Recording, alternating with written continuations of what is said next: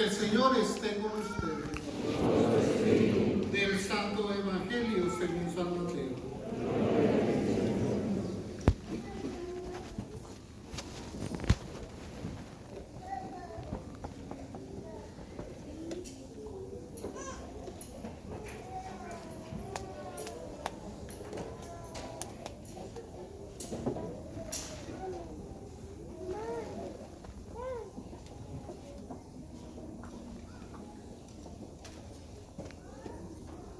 Genealogía de Jesucristo, hijo de David, hijo de Abraham. Abraham engendró a Isaac, Isaac a Jacob, Jacob a Judá y a sus hermanos. Judá engendró a Tamar, a Fares y a Sara. Fares a Esrom, Esrom a Aram, Aram a Aminadab, Aminadab a Naasón, Naasón a Salomón, Salomón engendró a Rahab, a Boz, Boz engendró a Ruth, a Obed, Obed a José, y José el rey David. David engendró de la mujer de Urías a Salomón, Salomón a Robam, Robam a Abía, Abía a Safat a Josafat, Josafat a Joram, Joram a Osías, Osías a Joatam, Joatam a Acaz, Acaz a Ezequías, Ezequías a Manasés, Manasés a Amón, Amón a Josías, Josías engendró a Jeconías y a sus hermanos durante el destierro en Babilonia. Después del destierro en Babilonia, Jeconías engendró a Salatiel, Salatiel a Zorobabel, Zorobabel a Abiud, Abiud a Elequium, Elequium a Azor, Azor a Sadoc, Sadoc a Aquim, Aquim a Eliud, Eliud a Eleazar, Eleazar a Matán, Matán a Jacob, y Jacob engendró a José, el esposo de María, de la cual nació Jesús, llamado Cristo. De modo que el total de generaciones desde Abraham hasta David es de 14. Desde David hasta la deportación a Babilonia es de 14. Y desde la deportación de Babilonia hasta Cristo es de 14. Cristo vino al mundo de la siguiente manera. Estando María, su madre, desposada con José, y antes de que vivieran juntos, sucedió que ella, por obra del Espíritu Santo, estaba esperando un hijo. José, su esposo, que era hombre justo, no queriendo ponerla en evidencia, pensó en dejarla en secreto. Mientras pensaba en estas cosas, un ángel del Señor le dijo en sueños: José, hijo de David, no dudes en recibir en tu casa a María, tu esposa, porque ella ha concebido por obra del Espíritu Santo. Dará un hijo y tú le pondrás el nombre de Jesús, porque él salvará a su pueblo de sus pecados. Todo esto sucedió para que se cumpliera lo que había dicho el Señor por boca del profeta Isaías. He aquí que la Virgen concebirá y dará a luz un hijo, a quien pondrán el nombre de Emmanuel, que quiere decir Dios con nosotros. Cuando José despertó de aquel sueño, hizo lo que le había mandado el ángel del Señor y recibió a su esposa. Y sin que él hubiera tenido relaciones con ella, María dio a luz un hijo y él le puso el nombre de Jesús. Palabra del Señor.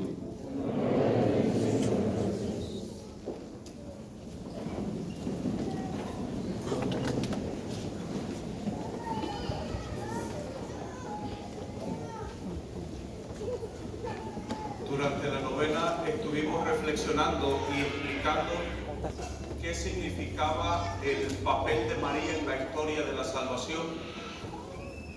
La palabra de Dios nos dice que llegada la plenitud de los tiempos, envió Dios a su Hijo nacido de mujer. ¿Y qué significa llegada la plenitud de los tiempos? La plenitud de los tiempos es María. Ya está preparada la morada para que Cristo nuestro Señor se encarne. Tiene que ser una mujer especial, elegida, preservada, perfeccionada, para que nuestro Señor pueda encarnarse. Y es en María Santísima donde por primera vez la humanidad, la tierra, la materia, tiene ese contacto directo con Dios. De ahí que cuando se dice que María no es importante, imagínense lo que ha sido que todo un Dios se encarne y toque nuestra realidad humana en el vientre purísimo de María.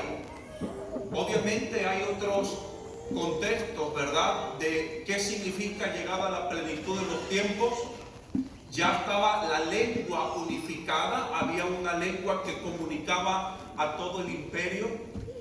Los puertos estaban ya bien conectados, sobre todo los puertos de mar. Había una conexión que permitía que todos los lugares conocidos en aquel tiempo pudieran estar en contacto.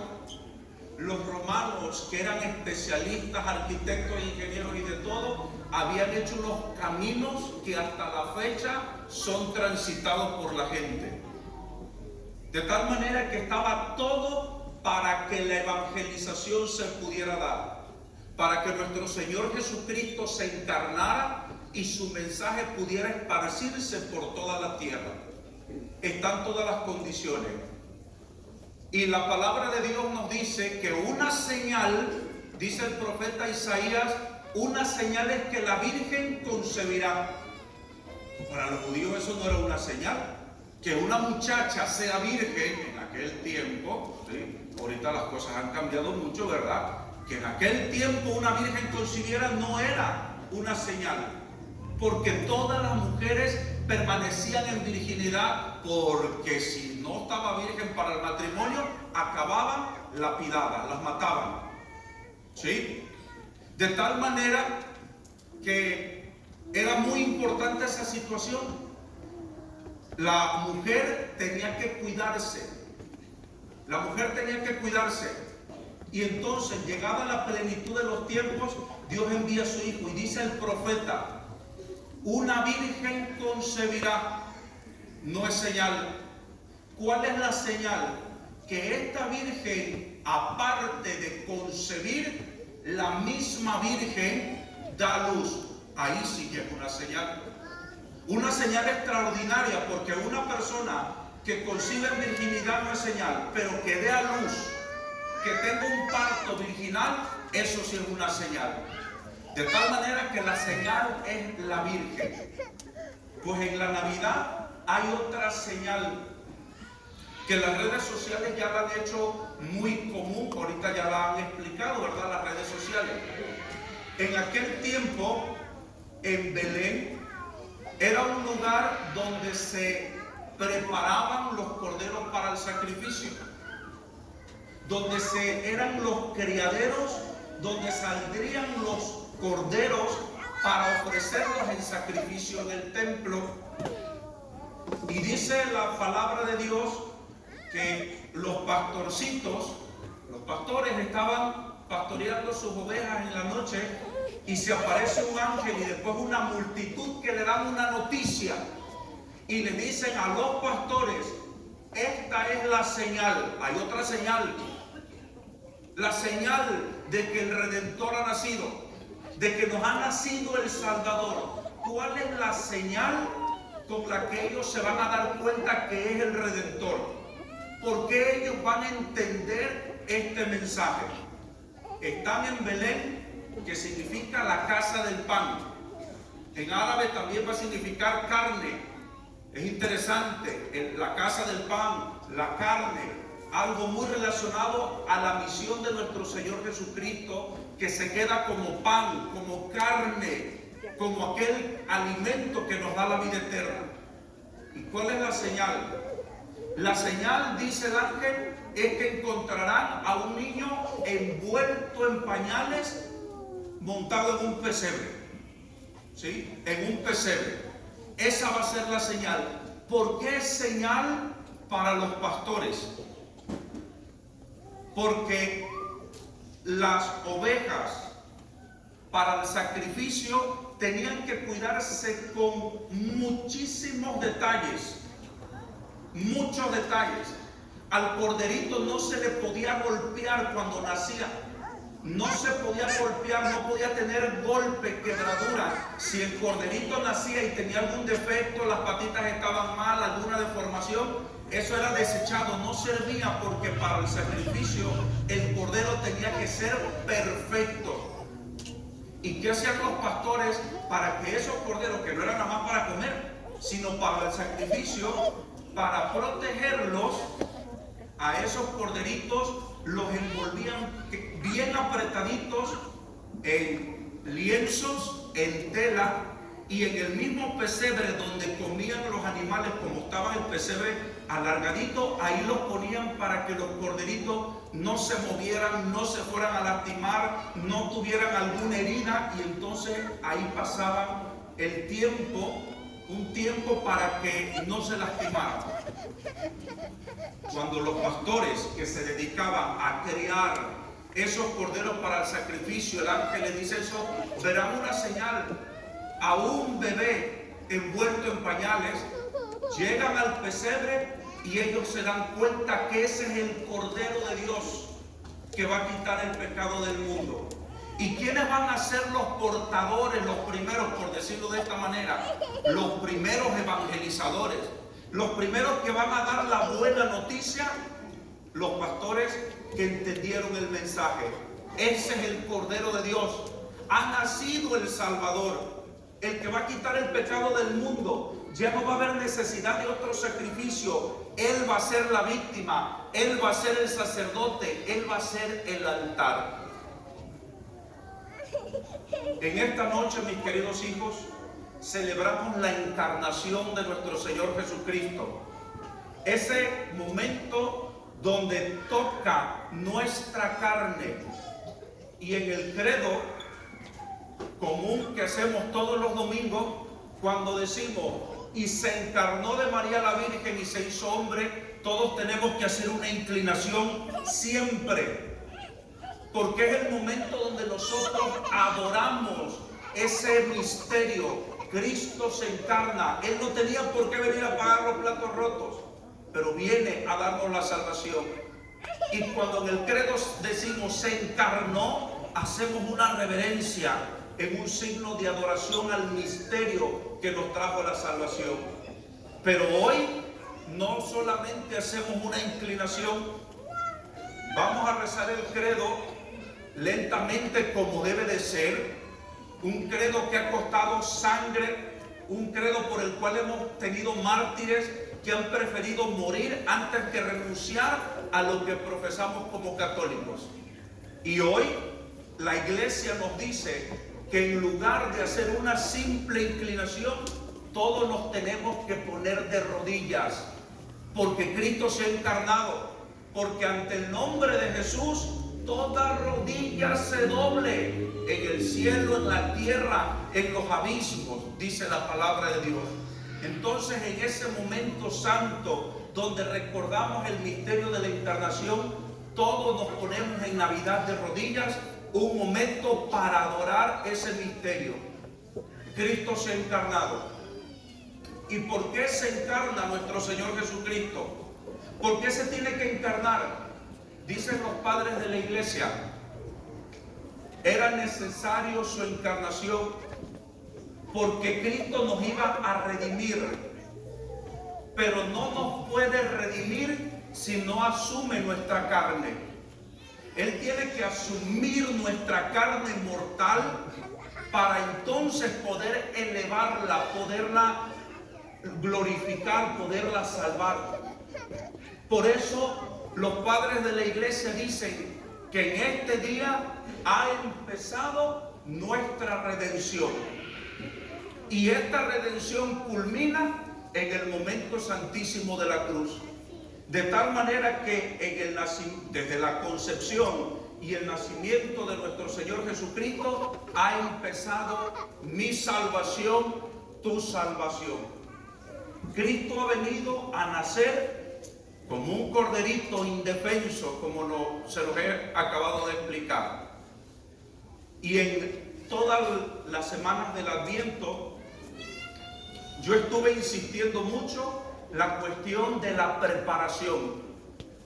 Por varias semanas tuvimos una corona de Adviento aquí y domingo a domingo se iba prendiendo una vela diferente, y después nos fuimos dando cuenta cómo el tiempo fue pasando bien rápido y ya eran 2 velas y 3 velas, y hace rato en la mañana prendimos la 4ª vela y dijimos: se acabó el tiempo de la preparación, ahorita toca celebrar. Pero esto nos debe ayudar a reflexionar que nosotros tenemos fecha de caducidad. Nosotros somos caducos. Ustedes han visto la medicina o la comida, ¿no? Trae fecha de caducidad. ¿Qué quiere decir? Un día esa comida se echa a perder, se destruye. Nosotros los seres humanos tenemos fecha de caducidad. Y todos los que estamos aquí, sobre todo los más viejos, de mi camada para arriba, ¿verdad? Un día, en 100 años, ya no estaremos aquí. A saber quién va a estar en 100 años aquí en la Purísima, ¿verdad? Tenemos fecha de caducidad. Un día seremos llamados a la presencia de Dios y tenemos que estar preparados. Pero como con la muerte no termina todo, sino que la palabra de Dios nos habla de un juicio final, y donde vamos a resucitar, unos para vida eterna y unos para segunda muerte, entonces tenemos que estar preparados. Porque los seres humanos que moramos tendremos 2 juicios. El juicio particular, el día de nuestra muerte, y el juicio universal, cuando Cristo venga de nuevo para juzgar a vivos y muertos. Por eso el cristiano debe de estar siempre en continua preparación, luchando por una vida santa. Luchando, no estoy diciendo ya que vamos a ser santos, pero eso es el ideal. Luchando por una vida santa. ¿Por qué? Porque un día seremos juzgados. Y a lo largo de este tiempo de Adviento fuimos viendo cómo la liturgia de la palabra nos fue enseñando eso. Cuando venga Dios al final de los tiempos, escucharemos las palabras más aterradoras para aquellos que no hayan cumplido la voluntad de Dios.